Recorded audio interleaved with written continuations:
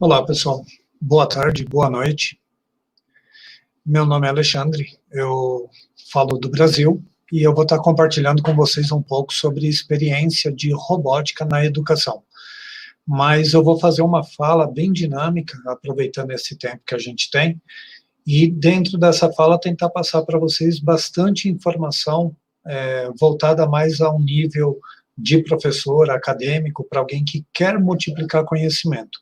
Mas também é uma forma para que você que queira praticar a robótica possa fazer o uso do que eu vou falar aqui para se estimular e poder produzir. Bom, vou só fazer as apresentações, como eu falei, eu sou o Alexandre, e atrás de mim aqui, ó, tá o Homem de Ferro.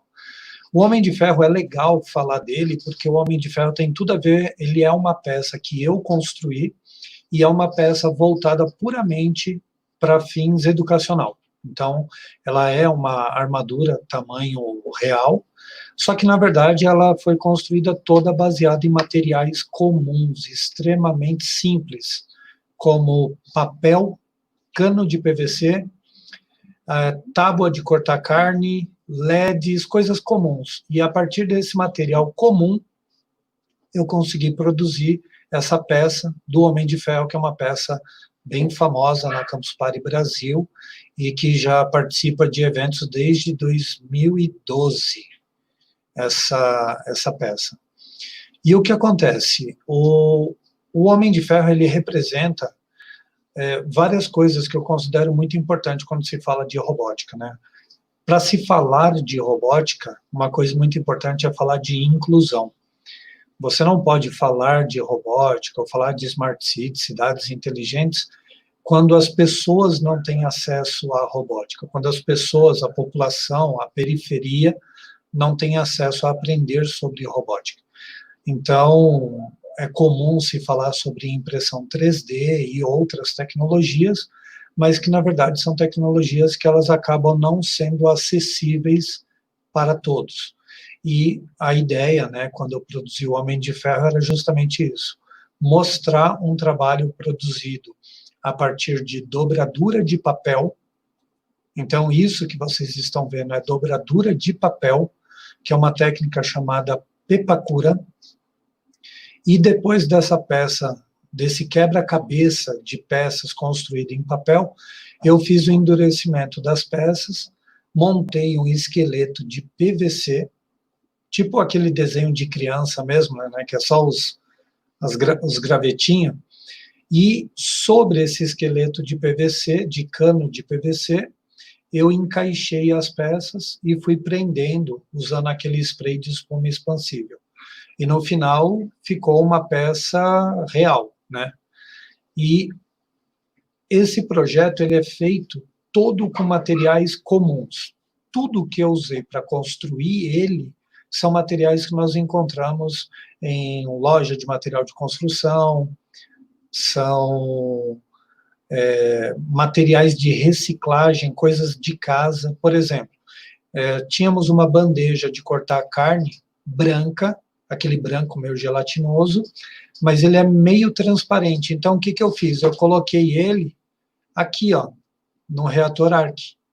Então, isso é uma reciclagem de uma peça, né, de uma peça de cozinha, assim como outras partes.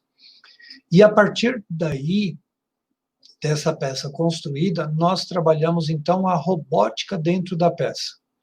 Porque quando nós trabalhamos com os alunos e nós fazemos testes, ensinamos robótica, nós utilizamos vários recursos, né? Protoboard, LED, jumpers para fazer as ligações, vários equipamentos. Só que quando você testa isso ali, o resultado disso, a participação do aluno em relação a esse conceito que você está passando, ele fica um tanto superficial. Porém, quando o aluno constrói um objeto e dentro desse objeto o aluno faz a mesma coisa que ele faria aqui, ligar um LED, né, fazer um LED acender, o aluno vai fazer acender o olho da armadura. Ou, por exemplo, vai ter uma maquete, ele vai fazer acender um cômodo de uma maquete. E, nesse momento, o aprendizado do aluno, o quanto o aluno recebe essa informação, é muito maior do que um processo natural que ele faria se ele estivesse simplesmente usando uma bateria, LED e for... Então, quando nós trabalhamos a tecnologia de forma de inclusão, nós colocamos para o aluno um ambiente de aprendizado mais empírico, né? Ele sente mais na pele isso. Vou dar um exemplo por que essa questão do empírico ela é tão importante. Hoje se fala sobre gamificação. Se fala sobre levar jogos para um ambiente educacional e trabalhar com crianças dentro desses ambientes para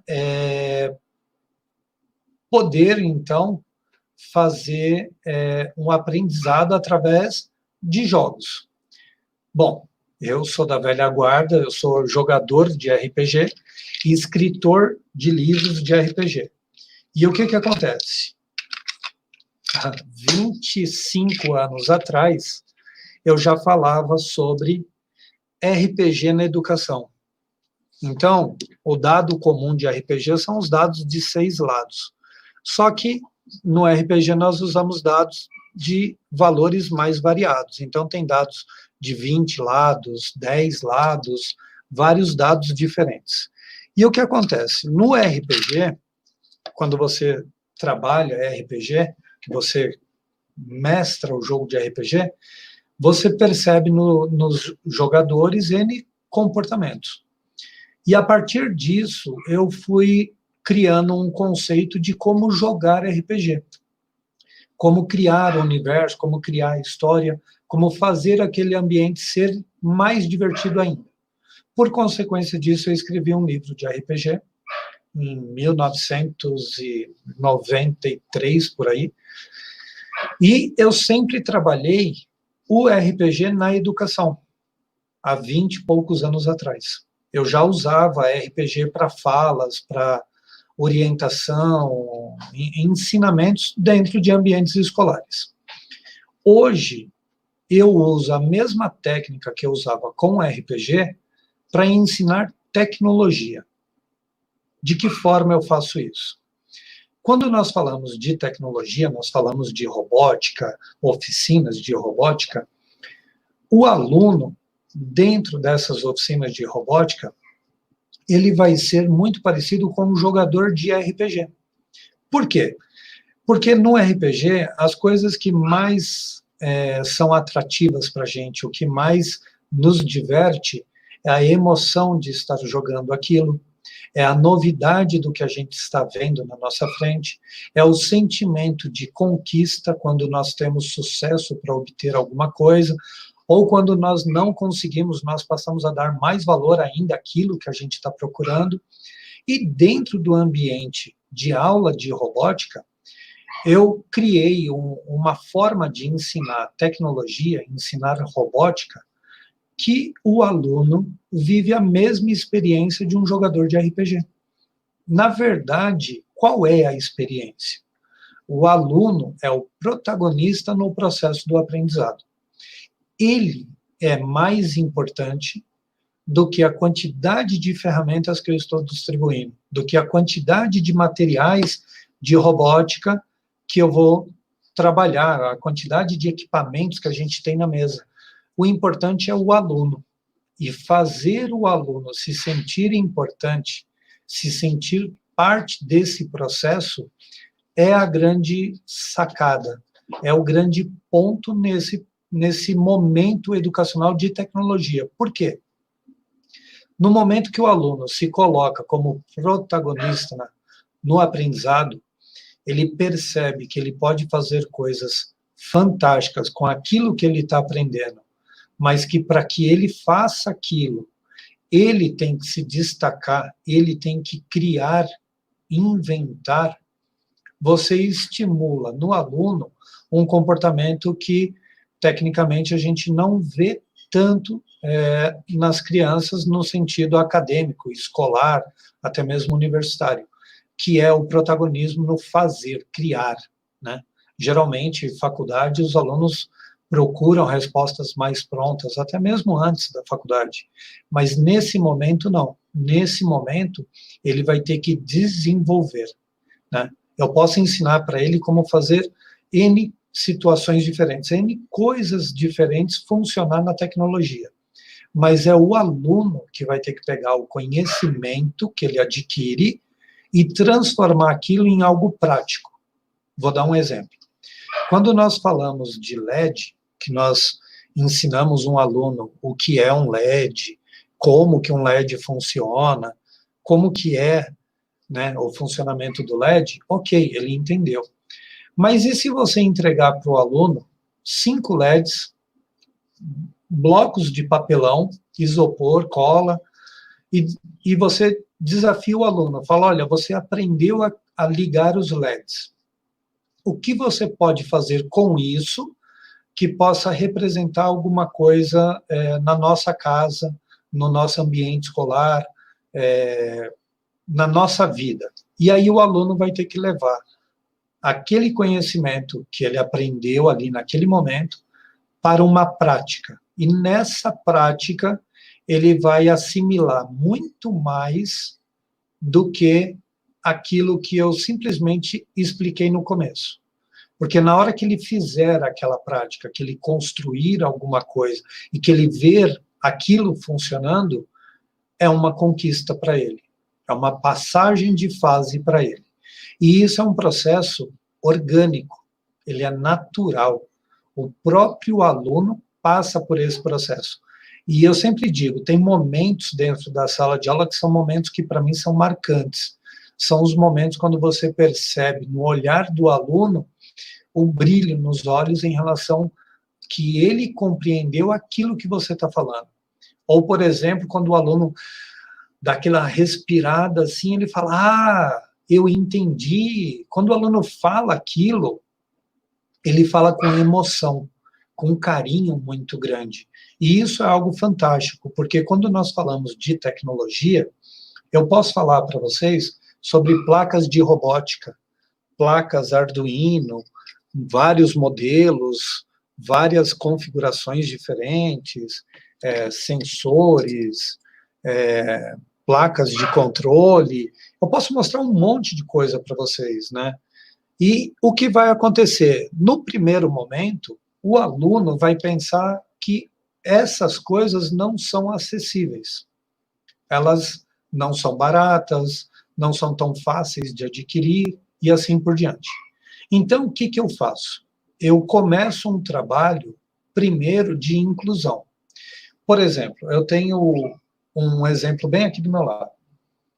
Quando nós ensinamos os alunos a fazer o controle do LED, fazer o LED acender, depois de algum tempo, o aluno vai aprender a fazer o controle do LED a partir de uma placa de robótica chamada Arduino. No caso aqui, eu estou segurando um modelo fabricado no Brasil, né? Então, mas é um modelo Arduino Uno comum no mundo inteiro, então é bem fácil o acesso. E aí o aluno vai aprender o comando de controlar um LED, fazer o LED piscar, né? Diferente de fazer o LED ligar quando ele encaixa o LED em uma bateria, né, em uma pilha, o LED vai ligar a partir do momento que ele programar um código para isso. E a programação, ela é bem simples, são 10 linhas de código. Então você ensina isso muito rápido para o aluno. Só que aí tem aquela coisa, quando a gente compara o aprendizado, por exemplo, com o RPG. No RPG, o divertido é a emoção da conquista, né? E o que é a emoção da conquista dentro da robótica? É quando você lança um desafio para o aluno e você diz para ele, olha, você aprendeu a controlar um LED. Você sabe que o código para controlar um LED são 10 linhas. Agora, você vai fazer a seguinte coisa, você vai controlar 3 LEDs. E aí você diz mais ou menos o que muda. Ele tem que desenvolver esse raciocínio e entender o que muda no código. Você ajuda ele nesse processo. Ok, o aluno fez. Aí você diz para o aluno a seguinte coisa: agora você vai fazer uma maquete. Você vai montar um cruzamento, um farol, uma sinaleira, e esse cruzamento vai ter duas sinalizações, uma para cada rodovia. E aí o aluno tem que construir um farol. No caso aqui, eu tenho um farol construído, feito totalmente com material reciclado, papelão, duas canetas, fios que passam por dentro da caneta e que vêm para cá para que eu possa ligar na placa de robótica. Na sinaleira aqui, ó, eu tenho os 3 LEDs nas cores do farol e 2 faróis diferentes, um para cada cruzamento. E aí eu tenho os fios. E o aluno já aprendeu a usar a protoboard, já aprendeu a programar um LED, 2 LEDs, e aí você lança o desafio para ele. Agora ele vai ter que programar o código para que esse cruzamento funcione, o farol, para que não tenha batida de carro, não tenha colisão. E o aluno vai ter que pensar no código. Como que ele vai pensar no código? Primeiro, a gente vai trabalhar com o aluno de uma forma que o aluno, primeiro, entenda que a gente pode falar de robótica sem ter computador. Fica um pouco estranho você falar, não, você pode falar de robótica sem ter computador. Você pode falar de robótica com sucata. O que você precisa é o conhecimento sobre o tema para você poder levar o tema para o aluno. Mas é 100% praticável isso. A robótica desplugada. A robótica sem a própria tecnologia, a partir de sucata. Então, o que vai acontecer? Você vai trabalhar dinâmicas corporais, físicas, onde o aluno vai testar coisas e vai entender o pensamento lógico. Uma coisa muito dinâmica que eu faço com os alunos, quando eu vou explicar, por exemplo, sobre mobilidade, robôs de movimento, eu faço uma brincadeira onde eu tiro o óculos, coloco na mesa, eu fecho os olhos, e aí um aluno vai me ajudando, orientando quem vai falar o comando. E aí cada aluno fala um comando, e de acordo com o comando, eu faço o movimento. Inicialmente, os movimentos, alguém vai falar algum comando errado, eu vou plantar bananeira, vou virar, vou fazer alguma coisa diferente, porque foi o que o aluno disse. Depois eu bloqueio, eu digo, olha, esses comandos não podem. Os comandos que vocês têm que dar são movimento, lateralidade, para frente, para trás, direita e esquerda. E aí os alunos, à medida que eles vão controlando o robô, eles vão aprendendo a como dar o comando para o robô, que o robô entenda que ele tem que andar 1 metro, ou que ele entenda que ele vai ter que dar 2 passos. Mas os próprios alunos que vão desenvolver esse raciocínio durante essa dinâmica. E uma coisa interessante, essa dinâmica eu faço ela há mais de 10 anos. O que acontece? Em sala de aula, em ambientes escolares, quando você começa a dinâmica, os alunos estão todos sentados. Quando você começa a dinâmica, que você vai se movimentando, quando a dinâmica acaba, que você completa o movimento, o que acontece? Os alunos estão todos de pé, todos em volta de mim, no caso, muito próximos, né? E eles já estão gritando, já estão eufóricos, porque aquela dinâmica envolve eles de uma forma gigantesca. Só que, olha que curioso, nessa dinâmica, os alunos aprendem algoritmo, fluxograma e o chamado Portugal, que é quando você escreve o comando em português, né? No caso, dizendo, eu quero que o robô dê 2 passos para frente, quero que o robô vire para a direita. E conforme os alunos vão participando dessa dinâmica, Quando chega no final, eles já adquiriram 3 conhecimentos que eu não vou usar as palavras algoritmo, fluxograma, Portugal com eles. Por que eu não vou falar isso com eles? Porque isso é uma palavra que eu só vou usar mais para frente, quando eles já estiverem super tranquilos em relação àquela dinâmica. Por exemplo, eu costumo fazer essa dinâmica e os alunos costumam escrever os comandos que eles querem. Então, eles fazem listas de todos os comandos, né? Vai para frente, vai para trás, vira tanto, faz não sei o quê, e todos eles escrevem. Já tive situações de alunos com déficit de aprendizado que, durante essa dinâmica, resolviam a mobilidade do robô em 1/3 do tempo do que o restante da turma da sala. E esse mesmo aluno ganha o respeito dos amigos, ganha credibilidade, porque todo mundo percebe que ele é inteligente, e o bullying que ele sofria em sala de aula por ter déficit de aprendizado vai para o espaço, simplesmente acaba. Então, a robótica, ela é uma robótica de inclusão, de relação, conhecimento, experiência e prática. E robótica de inclusão, ela é para todos. Ela não é para uma pessoa, para outra, ela é para todos.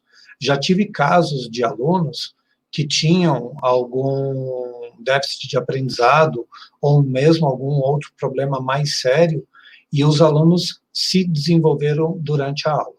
Tem um caso que é muito forte, que me marcou muito, que foi de uma aluna que ela tinha... A minha esposa me lembrou. Qual é? Paralisia cerebral. E ela tinha um acompanhante, um professor acompanhante que ajudava ela. Então, ela tinha, na época, acho que 16 anos, 17, e ela estava no 5º ano escolar. E na dinâmica de robótica que eu fiz a brincadeira de movimento, todo mundo participou, e depois eles construíram um robô. Dividiu-se em turmas e cada turma construiu um robô. Pintou o robô, criou uma identidade visual do robô. Quando liguei o robô, todos os robôs andaram, já tinham um código pré-programado que os próprios alunos já tinham aprendido como era o código nessa dinâmica. E aí todos os robôs se movimentaram. Quando acabou a aula, todo mundo foi embora, eu fiquei desmontando os robôs, e aí bateu aquela tristeza, né? Tipo, todo mundo saiu, eu fiquei sozinho, desmontando, guardando. De repente, aquela aluna voltou. E ela voltou com a mãe. Aí a mãe falou para mim, olha, a minha filha me puxou de volta para a sala de aula. E eu não sei o que aconteceu. Professor, você pode explicar o que aconteceu? Aí eu contei para ela, falei, olha, nós fizemos uma dinâmica, eu sou professor de robótica, a sua filha participou de um grupo, todos os grupos construíram robôs e viram os robôs, né, prontos. Aí, na hora que eu terminei de falar isso, ela tinha dificuldade na mão, né, então ela mantinha a mão fechada, aí ela apontou para o robô do grupo dela. E eu peguei o robô do grupo dela, mostrei para a mãe, falei, olha, esse é o robô do grupo dela, ela inclusive ajudou a pintar tudo, e é verdade, ela ajudou mesmo a pintar. Todas as vezes que eu conversava com o grupo dela, eu conversava com o grupo dela. Eu nunca excluí ela. Ela sempre participou das minhas conversas. Eu olhava para ela quando eu conversava com ela. Eu mostrava para ela o que ela precisava fazer. E ela fez. E aí, quando eu terminei de falar isso, ela apontou para o robô e apontou para o chão. Quando ela fez isso, eu peguei o robô, coloquei no chão e liguei. Quando eu liguei, o robô saiu andando, né? Fez os movimentos, tudo. E aí foi muito bonito, porque na hora que eu peguei o robô, que eu levantei assim, que eu olhei para a mãe, aí a filha olhou para a mãe, e ela não falava, né? E ela bateu a mão no peito. Naquele momento, para mim, foi uma conquista na minha vida. Por isso que é um fato tão marcante que eu compartilho. Porque se aquela criança, com as dificuldades que ela tinha, ela conseguiu se sentir parte do processo, ela conseguiu se sentir aquele sentimento tão forte do pertencimento, né? Imaginem vocês todas as outras crianças, todos os outros alunos que não tinham as restrições que aquela criança tinha. Então, a robótica, ela é uma robótica para ser de inclusão. Ela tem que ser uma ferramenta educacional de transformação. E quando nós estamos à frente de uma turma, à frente de alunos, nós temos que mostrar para eles que a robótica ela pode ser feita com materiais simples, como eu mostrei aqui. Ó. Os LEDs poderiam ser reciclados de qualquer aparelho eletrônico quebrado. E fora isso, tem N outras coisas que eu faço usando materiais simples. Por exemplo, automação residencial. Aí eu fiz uma casa de dobradura. Vocês podem perceber que numa das janelas tem uma cortina, eu tenho um motor, e conforme eu giro esse motor, no caso pelo código, a persiana dessa janela sobe.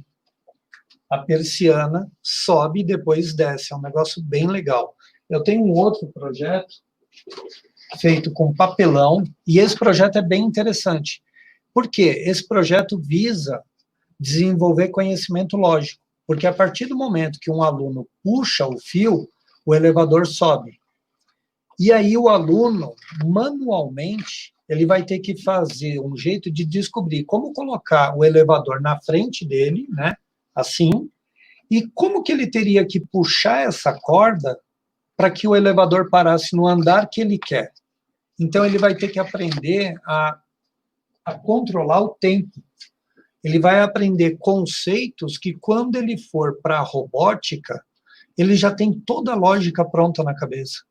Esse do elevador, ele é uma brincadeira que eu faço. As turmas constroem um elevador, e aí eu brinco, né? Um aluno fica atrás do prédio e ele tem que subir o elevador até 3 andares diferentes, mas eu que escolho o andar. E aí o aluno puxa para tentar levar até o andar certo. Mais para frente, esse mesmo aluno que fez essas tentativas e que aprendeu que tinha que contar o tempo, depois, quando a gente vai trabalhar com Arduino, que é o cérebro do robô, que é a peça mais importante física, né, lógica, da programação, da robótica, o aluno sabe programar, entendeu? Ele sabe a lógica do raciocínio que ele vai ter que levar. E isso é muito importante. E esse conhecimento lógico, essa forma de pensar criativa, e toda essa situação gira em torno da criatividade do aluno, que é o grande ponto dentro da robótica educacional. É o aluno ser predominante, ser o principal dentro do laboratório, ok?